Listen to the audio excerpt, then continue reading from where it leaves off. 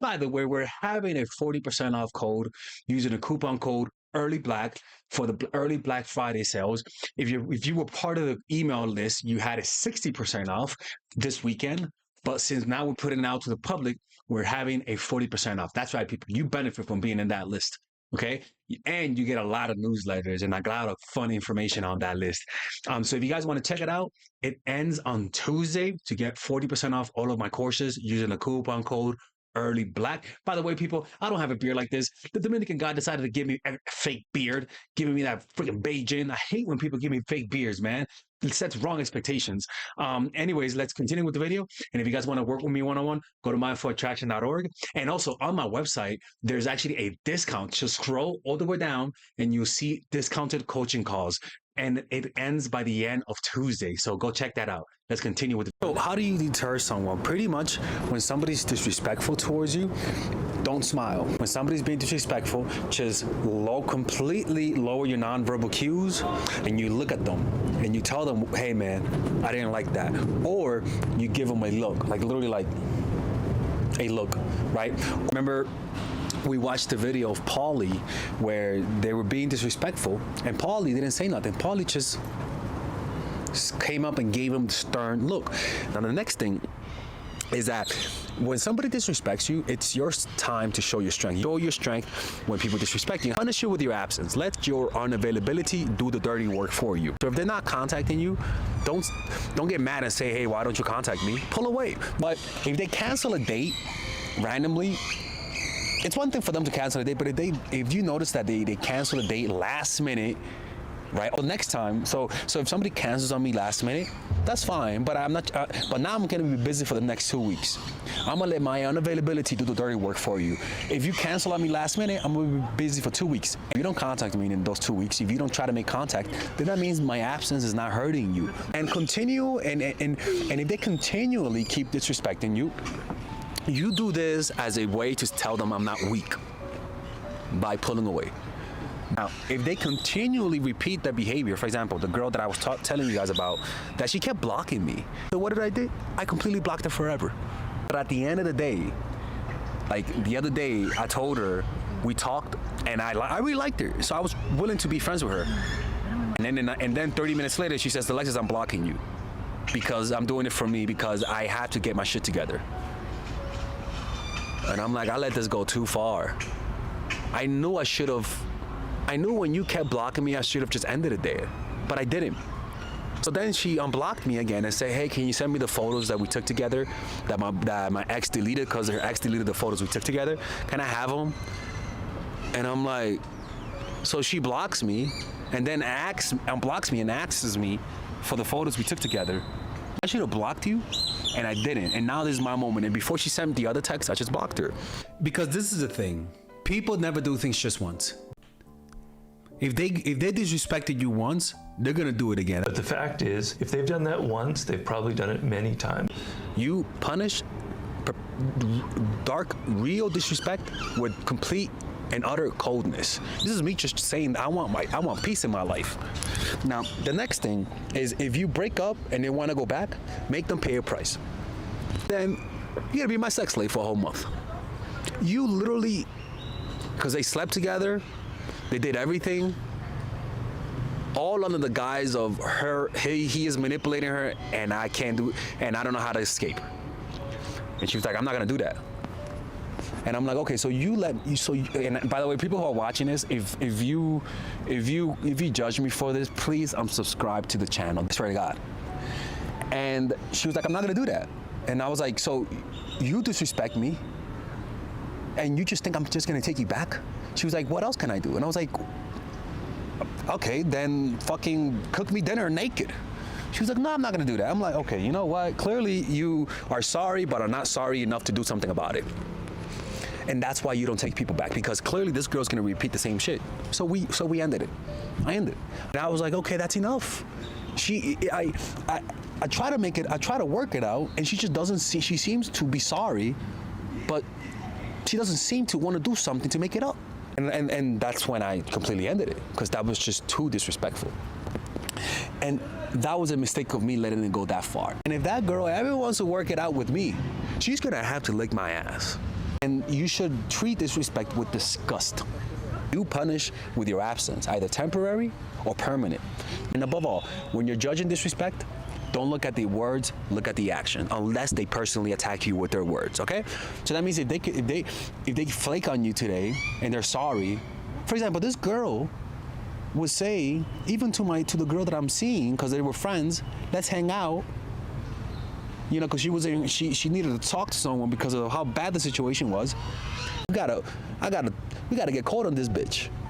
And that's how it works. Use your anger to allow you to follow through.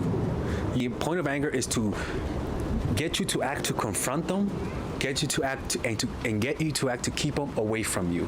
And as long as you practice not hating the person, and you just keep the anger merely strictly to the situation, not the person. In other words, I don't want me and you together, not I hate you, not I hope you die. Because when you use anger, sometimes it could turn into you wanting revenge. And when you do that, now you're getting reattached to that person, and now you liking them, and now you're reinvesting in it, because anger creates a lot of love, but the type of love that's toxic and that's difficult to leave. But the problem is that narcissists have a very deep understanding of this. I'm only gonna go after those who what I have is what they need.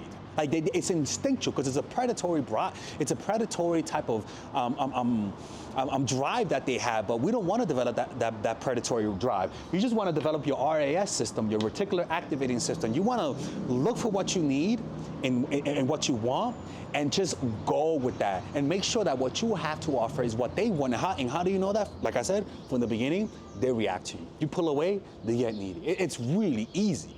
Stop playing life on Hall of Fame mode, motherfuckers. Like, seriously. So next one is when it's over. Like I said before, it's over. There's no looking back, right? There's no looking back, because by you looking back, it's something that you communicate. You can look back non-verbally before you look back. There's little things that you're gonna do that you're not aware of that communicates to people that you look back. And it's really the compulsion, the intense overreaction to their maneuvers, right? The next and most important thing is that you're not afraid of conflict. Narcissists are not afraid of conflict. That's one thing. They're willing to look at you in your face and tell you, I don't like what you're doing. Like they're more than willing to show you those things. And so this is how you grow with a person. This is how you show a person that you have strength. And this is how you grow in compatibility. Meaning, you become more compatible with someone by going through conflict, resolving it, and just creating an upward spiral of love and connection. But without this conflict, they're never really gonna sense your strength. You're never really gonna sense their strength. You're never really gonna mend differences. In fact, it'll create resentment between the two of you. And no matter how much of a good woman you are, without conflict, it's not gonna happen. And too many people don't think of a good woman and stereotype her as someone who's willing to have conflict. When they think of this, they think of a woman who's quiet, docile. No, a good woman is strong enough to get right in your face and have that conversation. And most guys find that attractive. Most guys find that extremely, extremely attractive, because it's during conflict that you show us that hot face. It's during conflict that you show us your strength, the masculine side. And I'm telling you, guys love that. Like, it's when they say, I love it when you're mad, right? It's pretty much that, right? I love it when you get mad. That's pretty much what you're doing, all right? So remember, challenge them by having standards, going slow. Remember, we're only taking the good parts of narcissism and removing the negative. And that means your independence, your willingness to be alone, right? And communicating to people that you could be alone. Sometimes that means canceling a date and say, look, man, I want to see you, but today I just want to be by myself. And that offends people. But it also communicates that, hey, I'm able to leave you too. But that's not true. It's just like she's so low that anything can. Anything can, yeah. But anything that's toxic, Mm-hmm. anything that's good, anything that tells her to grow is boring to her. Okay. You know? Why? Well, because it's not toxic enough. It doesn't provide a high. It's like people who eat junk food. Like you're used to a certain level of like junkiness, like that you need carbs, you need tacos. You can't just eat chicken and vegetables, Yeah. you know? Because something that's not toxic is gonna be like this, right? Like always the same, that it doesn't have high peaks or whatever. So it's not exciting. Exactly. So this woman will notice that every guy she meets is toxic and every guy she likes is toxic. But then when the guy likes her, she doesn't like him. Mm-hmm. She develops a worldview about men. That all men are assholes, all men are toxic. Yeah. And it's like, no, it's like there's something wrong and you need to, and it comes from you. You're attracting that type of guy. Okay. Wow. Yeah. Wow. So it was some men can't handle that shift. If they can't control you, they'll walk away because the power mattered to them more than love ever did. So they also can't love. Okay. You know, these are what you call control freaks, narcissists. And these are the types of guys that also maybe they felt hurt as children. They weren't loved. Maybe they came from strict parents and they don't like being controlled. And so they'll grow up and they could be very ambitious, but they're also control freaks. Yeah, of course. And these types of guys can develop addictions because addictions also is a matter of control, controlling how you feel. Oh, you're right. You know, but also it's controlling the woman. So they might also develop very misogynistic viewpoints that validates their controlling nature. And the woman, he'll find a woman who's very submissive because they're so submissive, he can't respect her. Okay. So he can never be with a healthy relationship. Yeah, of course. Wow. Okay. So when they sense that you can wake up from the trance of love, they will scramble to pull you back into that dependent state, recycling the same tricks like coldness, manipulation, threats, just to see if you'll fall for it again. And if you don't, their frustration grows, sometimes even turning into rage. That's perfect. You're able to see his red flags and walk away. But to walk away takes true self-esteem. Yeah, and what self-esteem? Self-esteem is that you're able to go from unhappiness to happiness on your own. Okay. Like you're able to go to sleep, wake up the next day, okay, I feel better today. You're able to, somebody insults you and you feel bad, but then you're like, man, my mom, let me call my mom, or man, you know what, that one time I did that, or man, you know what, let me go to the gym and make myself feel better. So those things, like go to the gym, or maybe you cook something healthy, oh, that felt good, or maybe you watch a movie and that made you feel better. Unhealthy self-esteem is when you need something that's you can't control. Okay. You know, or something that produces too much dopamine, or something that gives you a boost, but then it comes with a negative. So even you get a boost, but then it comes with something negative. Yeah, so that means that you may walk away, but you might go to somebody else to tamp down that feeling. Yeah, of course. You know, and no, that's not true self-esteem. That's making the situation worse. But in order to see that, you got to develop true self-esteem, and that is really hard to make. Yeah, you know, of course. like it's not that it's hard to make, but it requires you to be honest with yourself. So, for example, what you were telling me, people that are with low self-esteem, they can't see the red flags, right? No, they forget. They think like, oh, he's treating me bad, but then they forget what happened. Yeah, that's a big one. It's codependency is a disease that affects your memory. Wow. It affects your memory. Just like addictions also affects your memory. When you're addicted, you might have lost all of your family. Like gambling addicts is an example where they lose their family, they become sober, and then everything is well. And like, oh, okay, I made money. They're like, well, you know what? Everything's going well. I have control over it.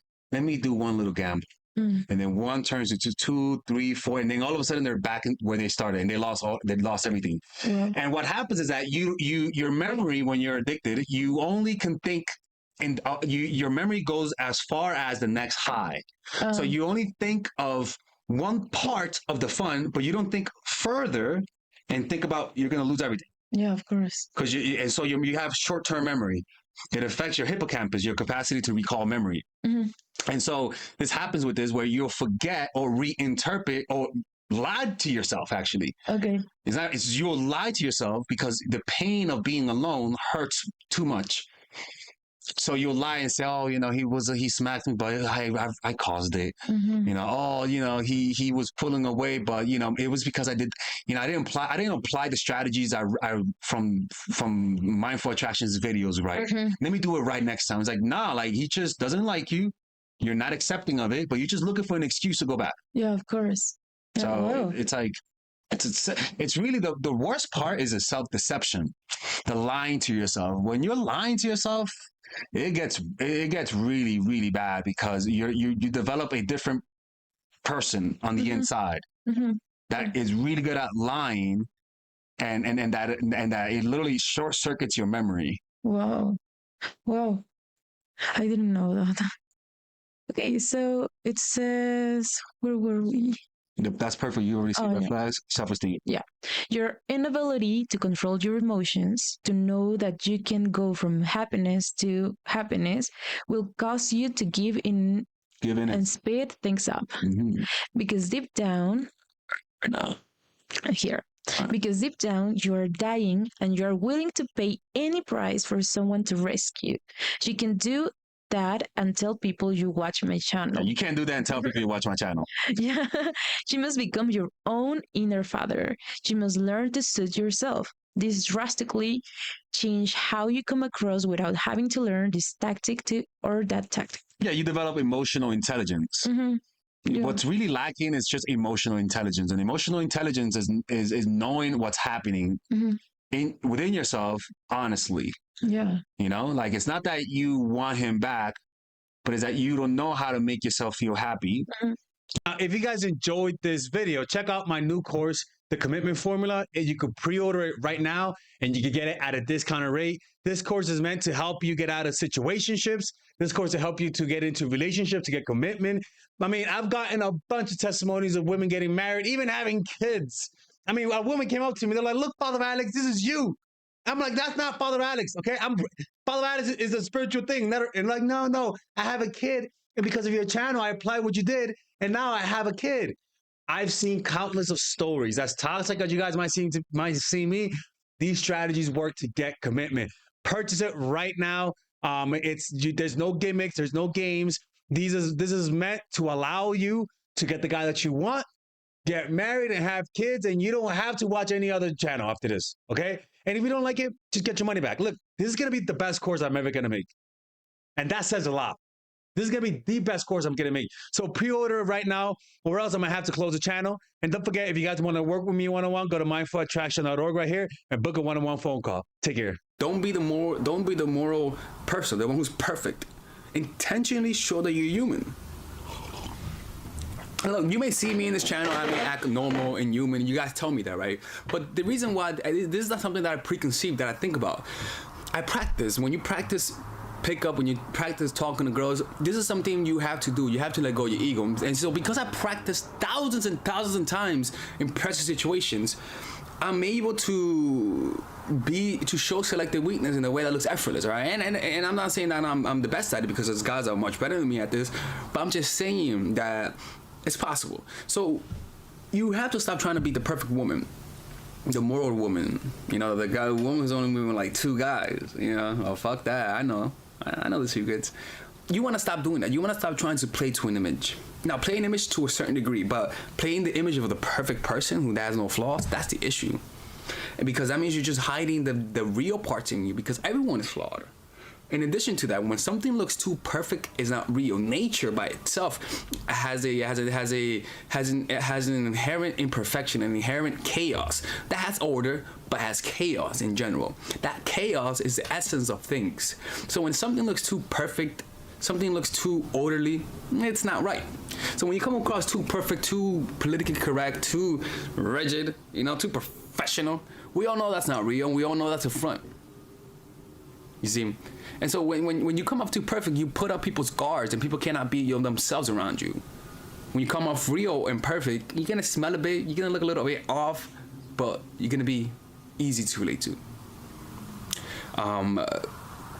learn sexual tactics. Look, man, you gotta have a special sauce. You gotta have a special sauce sexually, man. Like, the lure of pleasure is alluring, and that will keep a guy. If you give the best head, oh, the guy's gonna be very difficult to let you go.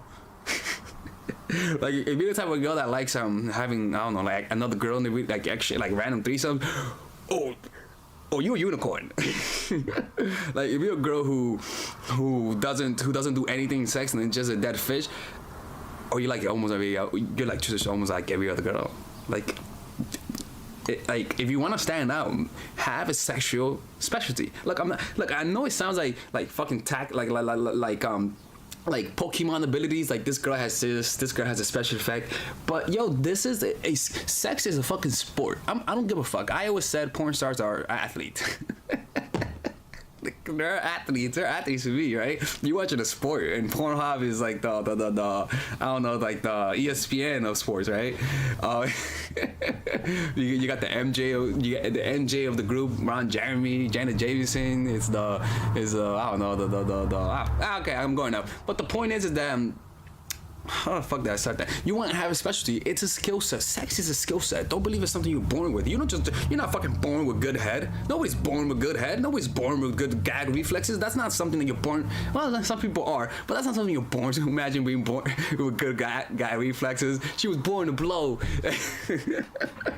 That girl was born. You imagine like the sex Olympics. Look at that blowjob. All exquisite. Imagine. America's Got Talent for blow. Oh my god, they should have a show like that where people critique sex as it's happening. Oh my god, they could do like it could be called like Pornhub Red or something like that. Oh man, that's hilarious. Okay, know your enemy. When in an argument, reason one win. When you're arguing with a guy, realize that the argument is not about the argument for the most part. The argument is about the points that you win in the long run. Control over our emotions, and the best way to gain control is to literally, like, even with, or even better yet, doing nothing. It allows you to gain control, and it makes them feel like maybe you're not that into them, and that creates the insecurity, which causes them to want to get your validation. But don't go too slow. Don't be Mother Teresa. Don't be a turtle, right? You want to be able to go slower than what you go, meaning you want to feel like you want to go at like half a pace than what you normally do, or better yet, go slower than they are. Always show less interest than they're showing. Always be one step behind. The next thing Ashley is I agree with that. If you are needy and you feel like they're urgent to like be with him, I mean that's a good advice for those kind of people, but only for those kind of people. Because if you are like cold by nature, or if you are dominant by nature, a lot of women are like that. Mm-hmm. If you practice that, then he's like, okay, she doesn't like me. Yeah, exactly. So that you have to do the opposite. You have to be like welcoming. Yeah, that's very true. That's very true, right? That's those and the thing is that these videos are usually not for boss bitches. Yeah, of course. They're not for terminators. I call them terminators, because those women have a different problem. It's like Miranda Priestley from Devil Wears Prada. Mm-hmm. Like she's too cold. She's too masculine. Yeah, but women are complicated. We can switch from people pleasing to like bitch if you're angry enough, and we can like switch to the other. Well, yeah. And that sucks. Yeah, but again, for you and for your problem emotions. is that if you like them, you won't get angry, because you get angry by the things you tell yourself. Yeah. How you interpret things. When you like this person, you reinterpret things to keep things there, to not push him away. It's confirmation bias. Yeah. But then when you get over him, then you start to get angry. Once you start getting over him, that's why when you get angry, a guy will like, oh, whoa, the fuck? Oh shit, I don't like this. She never got angry before. This is a video that I made about how anger changes a man's emotion. I was thinking that, naturally women, as they get older, they get angry. Like, yeah. Because like I had so many of these experiences that I don't want anymore. And you develop that that anger, like it's natural. Like that's why they don't want like women in their 30s as well. Well, no, Because they are wiser. And I think that for like women that are young, try to not get to that point. I mean, you can develop your anger right now. You don't have to wait to wait until you're like 30 to yeah, because develop that attitude. at that point you're bitter. Yeah. You know, the anger is resentment and angry Yeah. creates bitterness. Mhm. You know, there's nothing wrong with being angry. Just don't be resentful. Yeah, I mean, if you're angry and you're angry and you're angry over time and you don't say nothing about it and you kind of hide it, then yeah, that's gonna end up in bitterness. Yeah, But if you're open with your anger, then it's fine. yeah. And when you're not open, Mhm. it's because you're afraid to push them away. You know, you're afraid of messing things up. There's a lot of women who marry, who have husbands for many Oh, years, no. and they No, no, and don't do that. they don't and they hate him, but you know they already have kids together. So Oh, that's a whole nother Just be subject. ready to let them go when you apply this going slow strategy. Why? Because going slow sometimes shows their true colors. The key in the beginning is to see who they are because everyone is acting. Everyone is hiding behind a mask. And the key is unveiling that mask. Anytime you're able to see through people's facade, you come across as more attractive and they can sense that you can see through them. That is very important. And above all, when you see the red flags, get the fuck out. Because you're it's really about not wasting time, right? It's really about not wasting time, Melissa. The next thing is that, Sophia, be inconsistent from the start. I know this sounds evil, Sophia, but you have to do this. Why? If they're not chasing, then they're not the one. Like that is just that simple. When they're not chasing, they're not the one. It also reminds them of a high value woman in the past that didn't want them, because every person has that person in the past. Every person has experience. Yeah, but you're gonna have a shitty relationship if you play with that. I mean, you can have him. Like, you can attract a lot of guys. Like, you can attract them. But what's next? well, you'd be surprised, right? Because the what I'm saying is in the beginning, Yeah, of course. first month, Yeah, okay. because the first month is when people make the most mistakes. So you could, after the first month, you could make mistakes, but in the first month is when all of the fuck ups come, you start hanging out with him 4 or 5 times a week, and that's when you could look the most desperate.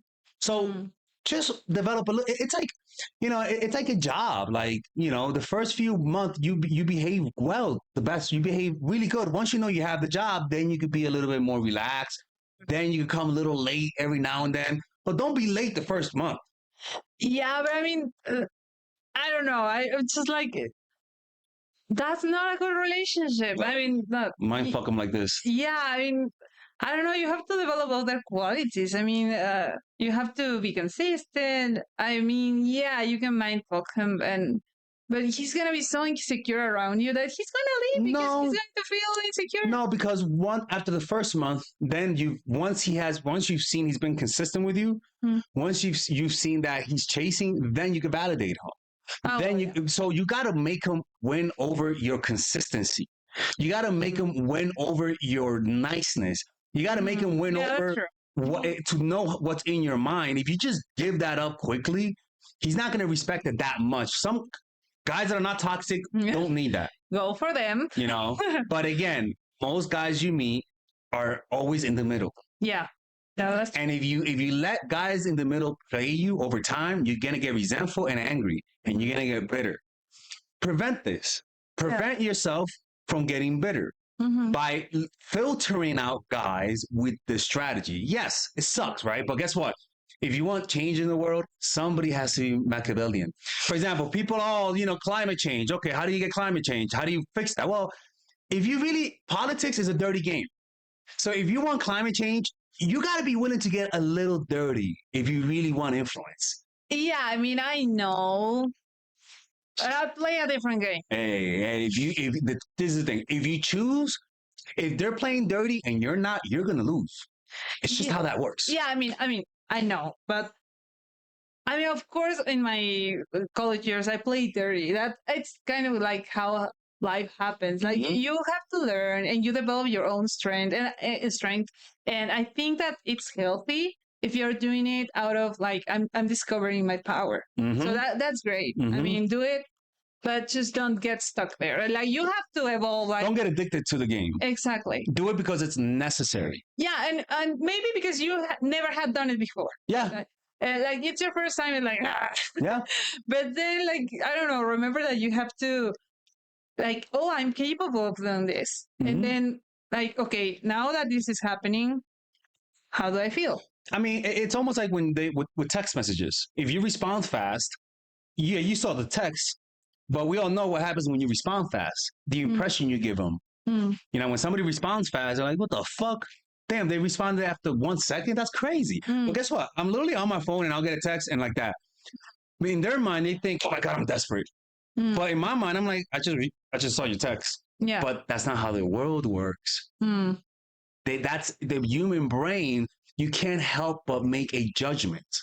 Our story. Yeah, like, oh, they're needy, they're creepy, they're like that. That's just how it is. You can't just change that. So yeah, you gotta play with those rules because humans are toxic at our nature. Children are manipulative. They'll manipulate their parents. They know what to tell you.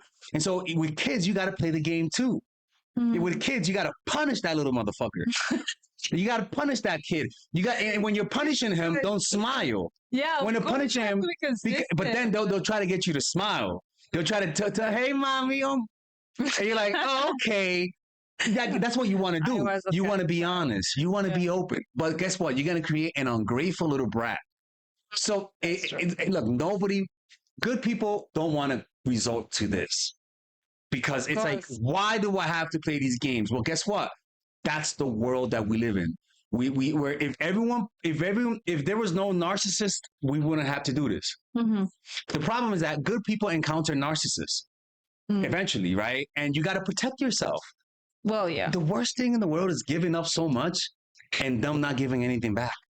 So then, you know what? Even though you might be a good person, I got to play the game to preserve my self-esteem. Yeah, I mean, you gotta play the game, but also to see their reactions. I mean, if they act like weird and, I don't know, controlling or needy, like, you gotta run away. I mean, for me, it's dangerous because if you do that and then he reacts and wants to be with you and you're like, oh, great, let's be together. I mean, like, why the like, why are you doing that? I mean, you're just shooting yourself in the foot. I mean, no, like, you are using this to see his true nature and then reject him. Yeah.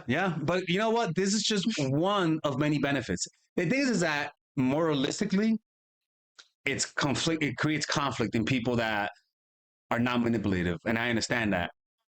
But in the game of life, that's not how the game of life is.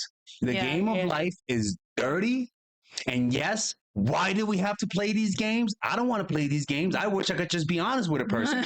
But the problem is that you could be honest, but if the next person that I'm honest with, they might be playing a game and they might not be honest with me. Yeah. And I'll get dragged along and just get bitter. And that creates a problem because then, you know, they're saying if you look at the abyss long enough, it stares back at you. Yeah. You become the things that people do to you when they hurt you. You change over time. Yeah. You know, players were nice guys. At the beginning. And they met a bitch who took advantage of their niceness, and now they're players because they're resentful. They didn't protect themselves. You protect yourself with a little bit of, you know how they say, not all bacterias are bad. Or, I mean, yeah, unless that there's another explanation that they were spoiled and cute, like, from the beginning, and they just have access to a lot of women. That's a different story. That's another thing. Because I mean, there are a lot of guys that are resentful, and they could be like normal guys. Yeah. But like some women fuck them up. Yeah, and guess what? Maybe that guy just overextended himself too much. He saw too many romantic movies. He listened. Yeah. He got his advice from his freaking grandma. Oh, mijo, just be honest and give her a flower. Bitch, I'm not in the 50s, okay? I can't just give her a flower. Motherfucker, like, they'll think I'm needy. They'll think I'm creepy. They may not even say I'm harassing her. Like, that's what happened. But when you're idealistical, oh, the world is roses. Okay, keep doing that shit. You're gonna end up shooting people, not shooting people. You're gonna end up stabbing someone. You're gonna end up hurting a woman because the last girl hurt you, and because when you get traumatized, you start thinking in black and white. There's no middle ground no more. All women are bitches. Well, yeah. I mean, you can get into that. But I mean, yeah, I get your point. I really get it. But I think that you have to use these strategies just to protect yourself. Exactly. And that's it. That's literally the whole point, because it's true. It's a sword. You could use a sword to block a shot, but you can also use a sword to stab someone. I'm teaching you martial arts. Yeah, you can defend yourself. Yeah, like you could. So you can even use the same argument with teaching people how to fight. You're teaching somebody how to choke somebody out, but you might also be teaching somebody how to restrain someone. Yeah. It just depends on the person that's watching this. You're teaching them, they got to be responsible with this, because it is true. Some people will watch my channel and get married and find a girl. Good. But then some women will watch my channel like this. I'm going to get that motherfucker. And they end up like losing because they just end up losing. Like bad with a bad relationship. I'm so bad because he returns. It's like, yeah, and that's your punishment. Yeah. Anyway, let's keep watching it. We got whenever somebody is inconsistent, we become attracted to them, and usually every time we really like someone, we become attracted to them, and usually every time we really like someone, they were always inconsistent in the beginning. All the time. At least men. Most men have experienced that. So by just you being inconsistent in the beginning, actually, you activate projection. Meaning, you remind them of attractive people. Attractive people have a certain way of behaving that's consistent across all boards. Like they all have a very similar way of behaving. And anytime somebody acts inconsistent, it activates that loose end from somebody in the past, and it creates that projection. It's like a girl whose dad never loved her. She meets a guy that reminds her of her dad, and so she'll accidentally mistake the pain from the past that hasn't healed and project it onto that guy, right? So, Quintisha, you want to see them. You want them to see you like you're the ambassador of the United Nations. Be busy at first, and that's why going slow is so important. You gotta let them know that you have other people that you're talking to. Well, of course, right? I mean, look, that's true. It's better you don't pretend, but guess what? Some people are lazy. Some people don't have lives. Well, that's the problem. Forget that. But look, you might have energy. Some people just are not motivated. And no matter how hard they try, they can't get out of that. They might be depressed. They might have something. And so it's kind of like, what are they going to do? Be honest that they're home all day? So you want to add more fire to the problem? Well, yeah, you're not going to expose yourself like that. Yeah, it's like, look, I get in an ideal world, we wouldn't lie. I know. But that's just not the world. We have to be realistic here. You know? Yeah. You're not going to go in an interview dressing like you dress all the time. No, you're gonna dress better because that's the game. Of course. Yeah. People lie during interviews, and it works. Yeah, I mean, you have to show that you have power even if you don't have it, while you are construing your own power. I mean, that's a good strategy for beginners. Sun Tzu said, "If you're weak, act strong. If you're strong, act weak." Yeah. So if you know that I'm always busy, like let's just say I'm a powerful guy. Well, guess what? Actually, responding fast is flattering. But if you think I'm a loser, then taking longer to respond is flattering, because you're like, oh, okay, he's got things to do. Now, if she doesn't like me, that doesn't work. Yeah. If she's in the middle, it can push things and give me the advantage. Look, this sucks, but it's true. But guess what? If people don't learn this, it creates a bigger problem. They get bitter. Yeah. They might become school shooters. Yeah, of course. I mean, you have to learn the game. You got to learn the game. It's a game. Mean, you have to learn it. You got to learn it. And also to avoid being stuck in the game when they apply that to you. Yeah, exactly. Like they're doing this shit and this is so no, I'm not going to play the game. So, okay, you don't want me? Bye. Yeah. When I finish now? Yeah. Okay. All right. Thank you guys. If you guys enjoyed this, check us out on Patreon, and I'll see you guys next. All right, so if you guys want to work with Father Alex one-on-one, let me show you guys how to do it. These are the packages that we have. For $75, you guys can book a 10-minute call, $99, 15-minute call, 30-minute call for $150, 45, 200, 60, 250. Now, understand, I work fast. Most of the time, people get shocked by how quick I'm able to answer their questions because I have an intuitive grasp about this. For the last 10 years, I've been coaching thousands of women. And if you don't like the coaching session, you can get your money back. That's right, people. You can get your money back. I've never gotten somebody get their money back from their session, but that's a guarantee that if you think that what I said was BS, I'll send you your money back and it's no big deal. Now, we also have packages where rather than getting one, you guys can get it at a discount. So for example, the 45-minute call, you can get 3 of them. Naturally, it's $897 or $900. You get it at $747. And these packages are perfect because if you guys want an ongoing thing and you guys want to talk to me once a week, it's better if you're dating someone and you're seeing someone. Sometimes you don't know what to do. Sometimes you're being needy and creepy and you just don't know it. Right. And so you need to talk to someone at least once a week to give you guys some perspective because old habits die hard. They die hard, people. All right. So go check that out. And also we have Coach in the Pocket where you guys have access to me for a whole month. And it's, I believe it's $1,200, but you guys have access to me. You could text me, tell me, just say, hey, Father Alex, he left. What the fuck should I do? And that's meant for people who have strong compulsive behavior. And for some reason, all my strategies don't work. The problem is that most likely you're not applying what I say and you're just doing what you feel like is best for you. And sometimes you just need somebody else to tell you, to listen to you, and to point out your mistakes. So just click in the description down below and there you guys will have access to me and I can help you in your situation. It's not counseling. It is not therapy. It's just dating advice. Okay. Anyways, take care. Bye-bye.